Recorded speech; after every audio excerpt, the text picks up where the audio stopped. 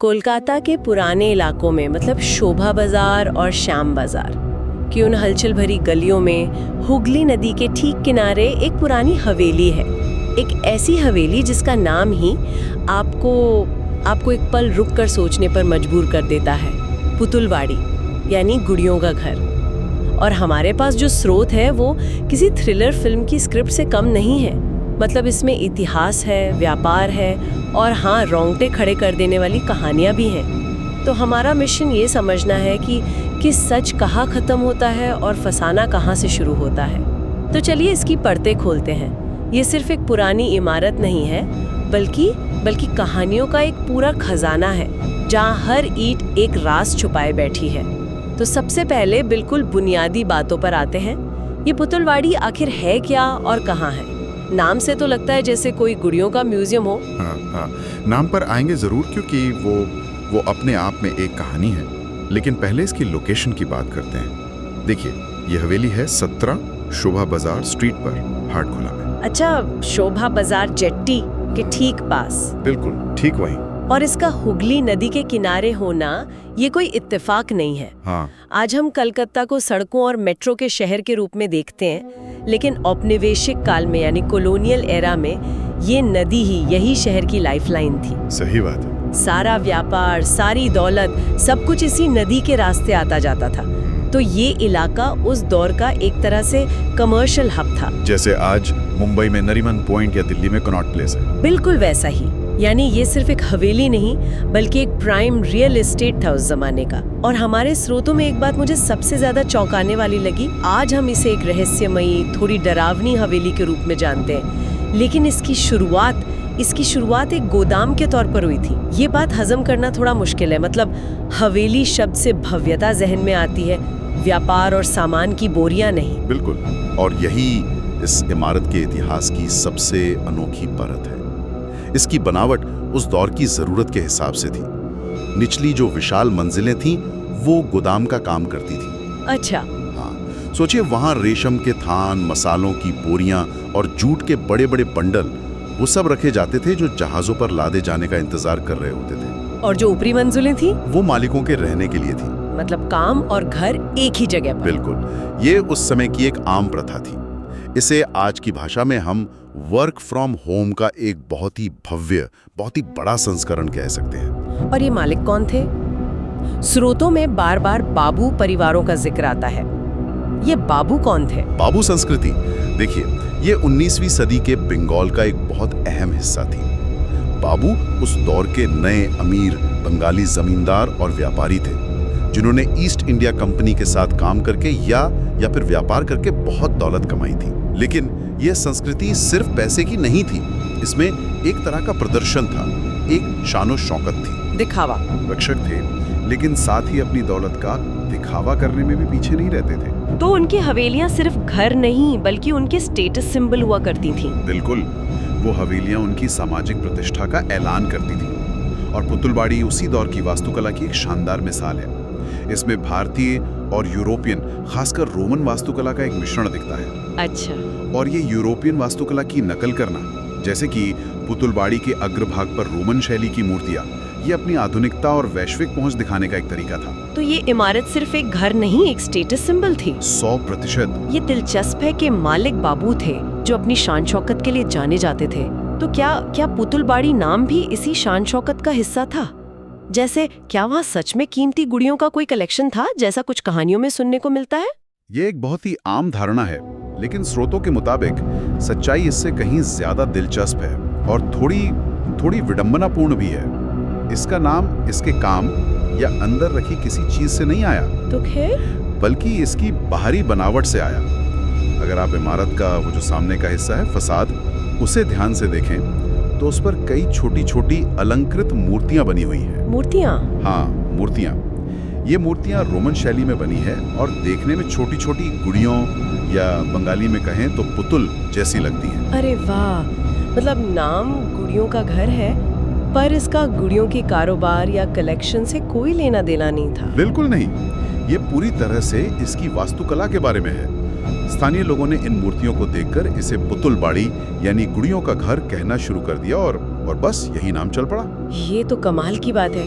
यानी पहचान का सबसे बड़ा हिस्सा ही एक गलत फहमी पर आधारित है। और शायद यहीं से कहानियों की शुरुआत होती है। और विडंबना देखिए, जिन गुड़ियों ने इस इमारत को इतना सुंदर नाम दिया, हाँ, वही बाद में इसकी सबसे डरावनी कहानियों का केंद्र बन गई। यहीं से इतिहास का धागा लोक कथाओं से उलझना शुरू हो जाता है। चलिए अब उसी उलझे हुए धागे को सुलझाते हैं। पुतुलबाड़ी आज अपने इतिहास से ज्यादा, बहुत ज्यादा अपनी भूतिया कहानियों के लिए जानी जाती है।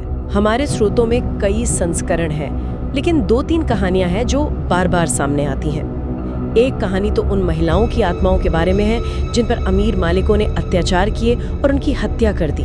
कहा जाता है कि रात में ऊपरी मंजिलों से उनके रोने और चीखने की आवाजें आती हैं। हाँ, ये कहानी सबसे आम है।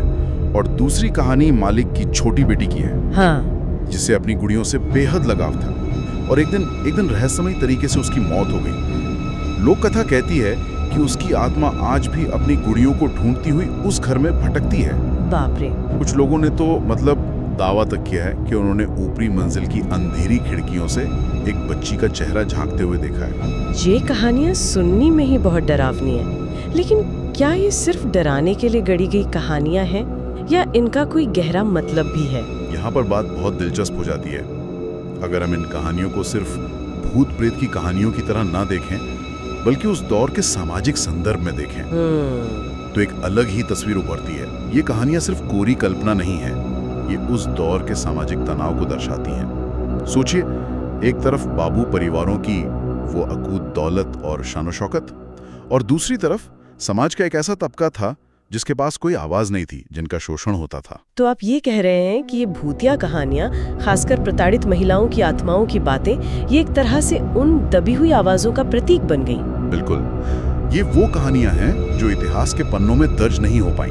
देखिए, इतिहास हमेशा विजेताओं और शक्तिशाली लोगों द्वारा लिखा जाता है, दस्तावेज में नहीं आया। तो लोक कथाओं ने उन्हें जिंदा रखा, एक भूतिया कहानी के रूप में ही सही। ये कहानियां उस दौर की सत्ता और शोषण के खिलाफ एक तरह का मौखिक प्रतिरोध है। मतलब ये कहानियां सिर्फ डराने के लिए नहीं है, बल्कि एक तरह से उस दौर के समाज का आईना है। ये तो मैंने कभी सोचा ही नहीं था। ये इन किंवदंतियों को एक बिल्कुल नया आयाम देता है। हाँ, और यही बात इन्हें शहरी किंवदंतियों यानी अर्बन लेजेंड से ज्यादा महत्वपूर्ण बनाती है। ये सिर्फ मनगढ़ंत किस्से नहीं है, बल्कि सामूहिक स्मृति का हिस्सा हैं जो पीढ़ी दर पीढ़ी सुनाई जाती रही हैं। लेकिन साथ ही ये जोर देना भी जरूरी है कि इनका कोई ठोस ऐतिहासिक सबूत नहीं है। ये विश्वास और परंपरा का मामला है, तथ्यों का नहीं। और इसी मोड़ पर एक बहुत बड़ा विरोधाभास सामने आता है। एक तरफ तो ये रोंगटे खड़े कर देने वाली कहानियां हैं, और दूसरी तरफ हमारे स्रोत ये भी बताते हैं कि आज भी उस इमारत में लोग रहते हैं। ये कैसे मुमकिन है? क्या उन्हें डर नहीं लगता? ये पुतुलबाड़ी की कहानी का सबसे जमीनी और कह सकते हैं मानवीय पहलू है। हाँ, आज भी वहाँ कई परिवार रहते हैं और स्रोतों के मुताबिक वे इन भूतिया अफवाहों से बहुत परेशान हैं। अच्छा, बहुत ज्यादा। वे इन कहानियों को सिरे से खारिज करते हैं।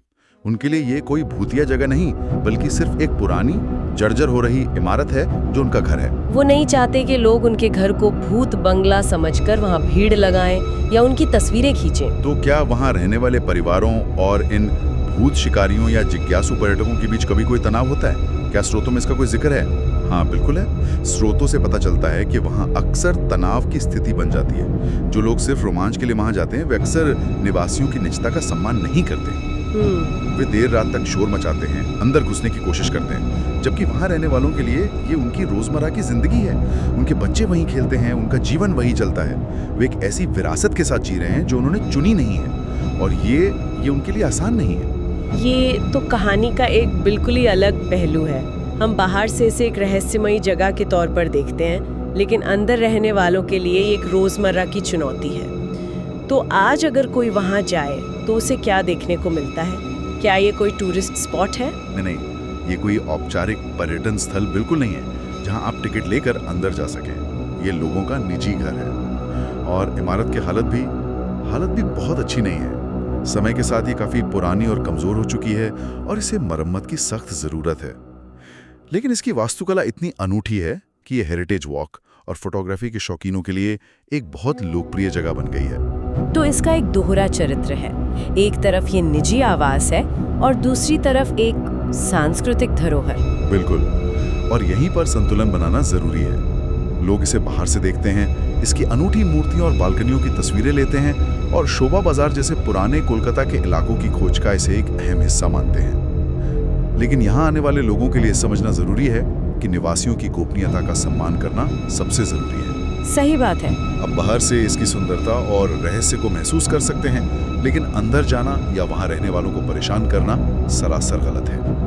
ये इतिहास और वर्तमान जीवन का एक जीता जागता और कभी-कभी टकराव भरा मिश्रण है। तो इस पूरी चर्चा को अगर हम समेटें तो पुतुलबाड़ी एक ऐसी जगह है जहां इतिहास, वास्तुकला, लोक कथाएं और आज की हकीकत सब एक दूसरे में गुंथे हुए हैं। ये औपनिवेशिक कलकत्ता का एक अवशेष है जो उस दौर की बाबू संस्कृति की भव्यता को दिखाता है, लेकिन साथ ही ये मानवीय कल्पना का एक कैनवास भी है जिस पर दशकों से डर, शोषण और रहस्य की कहानियां चित्रित की गई हैं। ये एक ही समय में एक गोदाम, एक हवेली, एक घर और एक भूतिया कहानी है। यहाँ एक अहम सवाल ये उठता है कि क्या किसी इमारत को जिंदा रखने के लिए कहानियों की जरूरत होती है, चाहे वो सच्ची हो या झूठी। पुतुलबाड़ी की पहचान आज उसके गोदाम वाले इतिहास या उसकी रोमन मूर्तियों से ज्यादा, बहुत ज्यादा उसकी भूतिया कहानियों से है। ये तो है। अगर ये कहानियां ना होती तो शायद ये भी कलकत्ता की उन हजारों पुरानी जर्जर इमारतों में से एक होती जिस पर किसी का ध्यान नहीं जाता। ये एक बहुत ही दिलचस्प बात है।